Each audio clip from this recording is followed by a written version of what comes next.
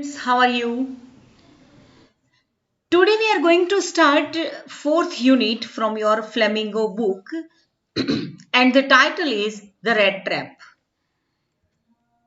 It is a very interesting story and the writer is Selma Lagerlöf and Selma Lagerlöf was a Swedish writer and we can see some atmosphere of Sweden in this story. It is a very interesting story and you will enjoy it. So let's begin the story. Once upon a time, there was a man who went around selling small rat traps of wire. आपको पता होगा कि अब आपको 50 marks MCQ and 50 marks descriptive, part A MCQ and part B descriptive, ये आपकी paper style है। तो आप छोटी इंफॉर्मेशन, स्मॉलेस्ट इंफॉर्मेशन लेसन में जो होगी, यूनिट में होगी, आपको याद रखनी है क्योंकि एमसीक्यू में कॉर्नर क्वेश्चंस आपको पूछे जाते हैं। तो मैं at the time of explaining the lesson, I will try to just draw your attention about the smallest information which will be useful for exam. So please listen to it, watch the video carefully, open your textbook and even keep your pen and your foolscap book with you and note down some of the information, some grammar rules also. Once upon a time, there was a man who went around selling small rat traps of wire. What was the man selling? The man was selling rat traps and the rat traps were made of wire. He made them himself at odd moments. Who made the rat traps? The rat trap seller himself made at odd moments from the material he got by begging in the stores or at the big farms. From where did he get the material? So he got the material from two sources. One source was begging and another source is he just from big farms he got the material and he made small rat traps of wire and he continuously sold these rat traps. But even so, the business was not especially profitable. So he had to resort to both begging and petty thievery to keep body and soul together. आपको exam में phrases और उसके meaning MCQ में 100% पूछे जाएंगे, याद रखना। तो आज का जो फोर्थ यूनिट है उसका फर्स्ट फ्रेज में आपको सिखा रही हूं। यहाँ पे मेरा कर्सर जा रहा है। To keep body and soul together, body और सोल को साथ रखने के लिए, इसका मतलब है टू कीप अलाइव, जिंदा रहने के लिए वो क्या कर रहा था, उसको किसका सहारा लेना पड़ता था? टू थिंग्स का, one thing begging and sometimes पेटी थीवरी, छोटी छोटी थीवरी, चोरी वो करता था। Why did he do this? He did this type of things just to keep body and soul together. Even so, his clothes were in rags, his cheeks were sunken, and hunger gleamed in his eyes. He did three things. He made the rat traps and sold the rat traps. Second thing, sometimes he did begging. And third thing, sometimes he did petty thievery. छोटी छोटी thievery भी वो करता था जिंदा रहने के लिए। He tried too much. After these much efforts also, his clothes were in rags. उसके कपड़े rags गंदे थे। His cheeks were sunken. Sunken it means hollow. And hunger gleamed in his eyes. उसकी आंखों में से क्या gleam कर रही थी? Hunger. वो अच्छे से जी नहीं सकता था, उसके पास अच्छे कपड़े नहीं थे, वो भूखा रहता था इतनी हार्ड वर्क के बाद भी। No one can imagine how sad and monotonous life can appear to such a vagabond. Vagabond, it means a person who doesn't have home to live in. उसे क्या बोलते हैं? Vagabond बोलते हैं। नो वन कैन इमेजिन, कोई इसकी imagine नहीं कर सकता, how sad and monotonous life can appear to such a vagabond.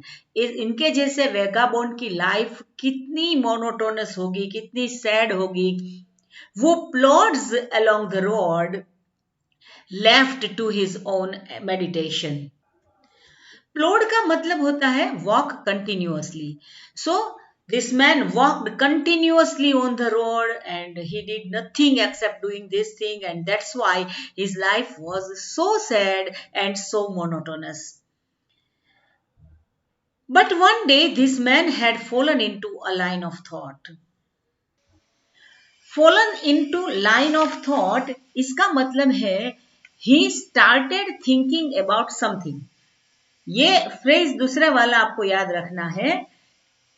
ये यहाँ पे one day the man had fallen into a line of thought. Fallen into a line of thought इसका मतलब है he started thinking about something. उसने कोई चीज सोचना शुरू कर दिया।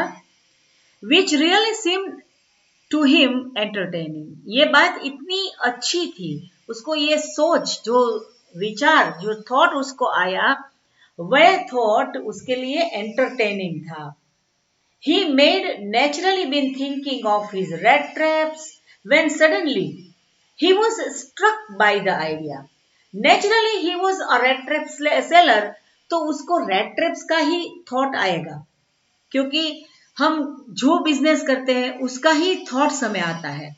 तो ये हमारा जो रेट ट्रैप सेलर है वो रेट ट्रैप्स बनाता था और सेल करता था, तो नेचुरली उसके थॉट्स में रेट ट्रैप ही आएगा। तो उसको एक रेट ट्रैप का थॉट आया। क्या था? He was struck by an idea. क्या आइडिया आया? That the whole world about him, the whole world with its land and seas, its cities and villages was nothing but a big rat trap. ये पूरी दुनिया, land and seas, including all cities and villages, all these things are nothing but a big rat trap. It had never existed for any other purpose. हमें ऐसा लगता है कि ये दुनिया हमें सुख देने के लिए है, कंफर्ट्स देने के लिए है, लेकिन इसका ऐसा कोई पर्पस नहीं है। ये जो वर्ल्ड है had never existed for any other purpose than to set baits for the people. उसका एक ही पर्पस है, इस दुनिया का एक ही पर्पस है, और वो पर्पस क्या है? To set baits for people. Bait it means temptation. जब हम रेट ट्रैप में कोई रेट को अट्रैक्ट करना चाहते हैं तो हम क्या उसमें उसको रेट को अट्रैक्ट करने के लिए कोई चीज का या कोई ऑयली थिंग का पीस हम रखते हैं।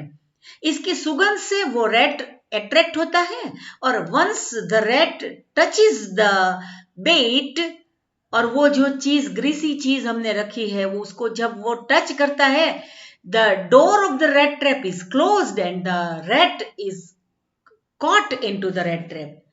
In the same way, the world is also a rat trap, and all these comforts and happiness and all these luxurious things are baits.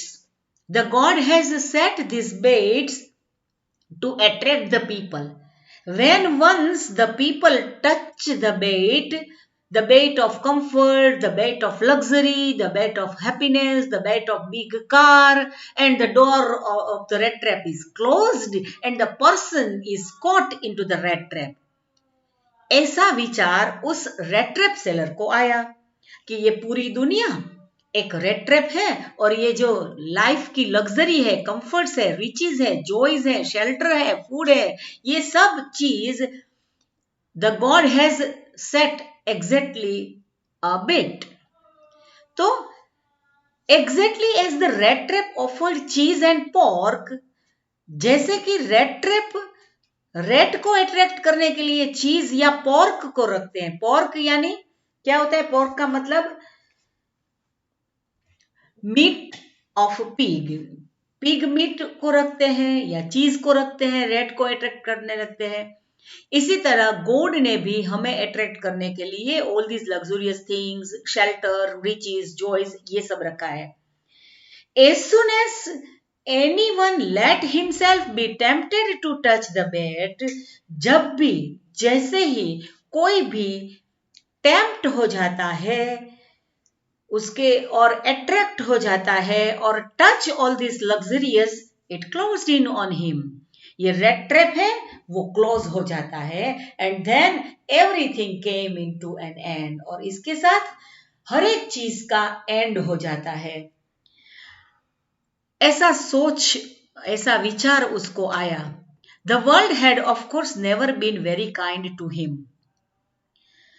दुनिया के लिए ऐसा बुरा विचार आया कि ये जो लोग सुखी दिख रहे हैं वे लोग सुखी नहीं हैं.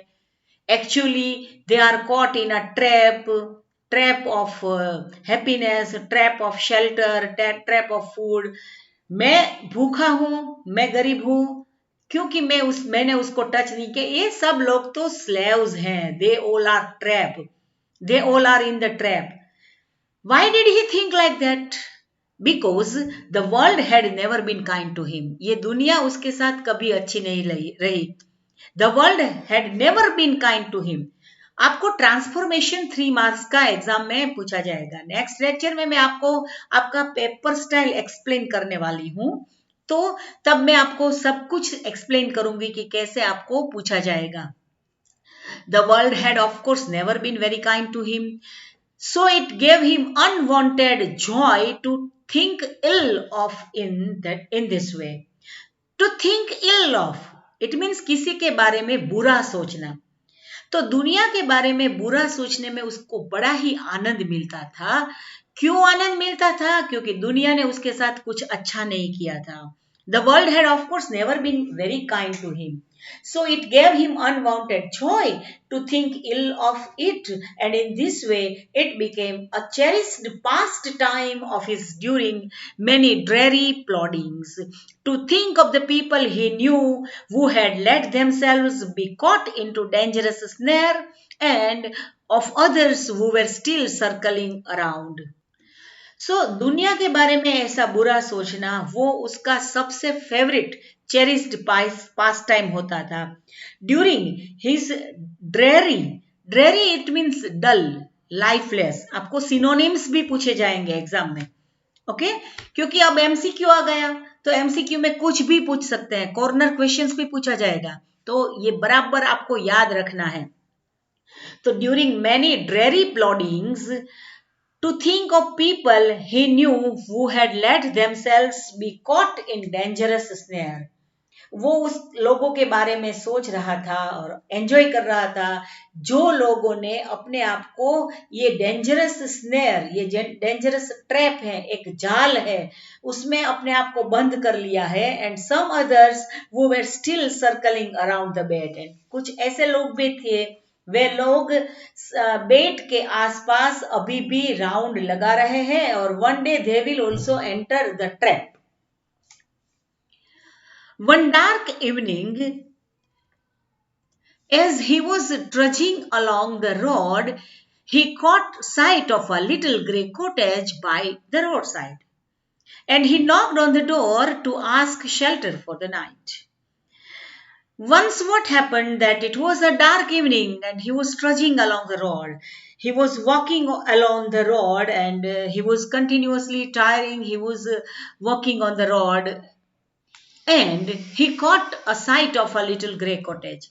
Caught a sight, it means उसने देखा. He saw. What did he see? A little grey cottage. And where was the cottage? It was by the roadside. And what did he do? He knocked on the door. उसने door पर knocking किया. Why did he knock on the door? To ask shelter for the night. एक रात के लिए shelter ढूंढने के लिए, आश्रय ढूंढने के लिए उसने उस कॉटेज को नॉक किया. Nor was he refused. बहुत ही ग्रामेटिकली वेरी इंपॉर्टेंट सेंटेंस. इसका मतलब ये होता है that he was not refused. It is a passive voice. Instead of the sore faces which ordinarily met him, उसे देखकर लोगों के मुंह बिगड़ जाते थे. तो generally he met the people with सोर फेसेस, मुंह बिगाड़ने वाले लोग उसे मिलते थे, लेकिन instead of the sore faces which ordinarily met him, the owner, who was an old man without wife or child, was happy to get someone to talk in his loneliness. The old man, who was the owner of the cottage, he didn't insult the red trap seller, and instead of that he welcomed the red trap seller, and he was very happy to see a guest on his door because he was living alone. He didn't have his wife or children, and he was very happy to get someone to talk to in his loneliness. Immediately he put the porridge pot on the fire and gave him supper. He welcomed the red trap seller and he put the porridge pot, वो सपर के लिए, जैसे हमारे India में जैसे खिचड़ी जैसा जो thing बनता है, जो फूड आइटम बनती है, ऐसे वो पोरिज बनती है. ये स्वीडिश एटमॉस्फेयर है पूरा इस यूनिट में. तो उसने पोरिज का पोट लगा दिया and gave him supper. Gave him supper, it is an active voice sentence. इसका हमें पैसिव करना हो तो he was given supper. Then he carved off such a big slice from his tobacco roll. उसके पास एक tobacco roll था, उसमें से बड़ी slice उसने निकाली. It was enough both for stranger's pipe and his own. और उसके पास भी पाइप थी, उसके stranger के पास, it means our red trap seller के पास भी पाइप थी, and that much tobacco was enough for both of them. It was enough for the stranger's pipe and his own. Finally, he got out an old pack of cards and played majlis with his guest until bedtime. फिर finally उस old man ने cards निकाले और दोनों ने bed time तक अच्छे से कार्ड्स प्ले किए. तो ये सेंटेंस जहां पे मेरा कर्सर जा रहा है, ये यहाँ पे देखिए, he played majlis with his guest until bedtime. It is a simple sentence because there is only one verb in this sentence, and which is this? Played. अब आपको एग्जाम में make it complex करिए. तो until bedtime, इसको complex करने के लिए आपको सब्जेक्ट और वर्ब ऐड करना पड़ेगा. तो मैं क्या करूंगी? Until it was bed time. Bed time के लिए हम it लगाना पड़ेगा हमें. तो he played majlis with his guest until it was bed time. तो आपने क्या कर दिया? सिंपल सेंटेंस का कॉम्प्लेक्स सेंटेंस कर दिया.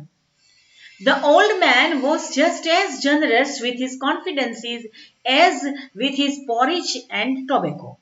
अच्छे से सुनना, ये कंपेरेटिव डिग्री का सेंटेंस है और ट्रांसफॉर्मेशन का क्वेश्चन जब आपको आएगा तब आपको उस ब्रैकेट में आपको इंस्ट्रक्शन दी गई होगी, चेंज द डिग्री. आपको डिग्री चेंज करनी है.